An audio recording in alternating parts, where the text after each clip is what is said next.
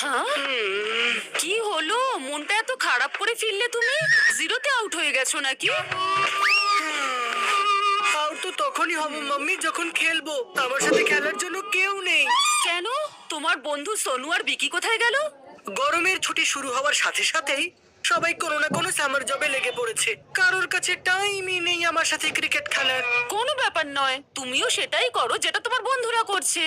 চলো, আমি তোমার জন্য এখনই সামার জবের কথা বলছি। না না মাম্মি, হ্যাঁ? তুমি কেন কষ্ট করছো? আমি এমনি ঠিক আছি।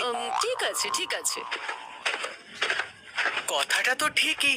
বাইরে গরম আর রোদের মধ্যে ক্রিকেট খেলার চেয়ে ভালো বাড়িতে ঠান্ডা হাওয়ার মধ্যে বসে ক্রিকেট খেলা দেখা। ইয়েস, এবার আর কোনো অসুবিধে নেই। আরাম করে বসে দেখো ক্রিকেট। পেয়ে গেছি পেয়ে গেছি পেয়ে গেছি। মনে হয় আবার এক্সামে পেয়েছে গোল্লা।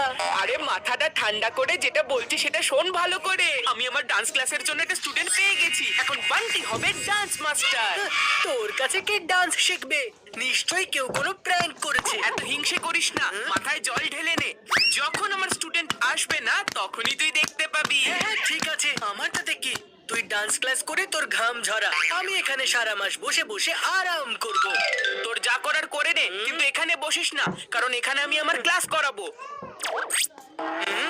আরে এখানে কেন? তুই তো দু চারবার কোমর বেঁকাবি। সেটা কি বাথরুমে কর না? হ্যাঁ? লোকে বাথরুম সিঙ্গার হয়, তুই বাথরুম ডান্সার হয়ে যা। চিকু, বান্টিকে একদম বিরক্ত করো না। বান্টিকে এখানে ও ডান্স ক্লাস করতে দাও। তুমি বাইরে গিয়ে খেলো। ইয়েস।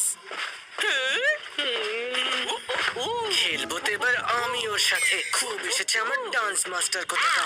আচ্ছা বান্টি, তুই তোর অরিজিনাল স্টেপস সবাইকে শেখাবি।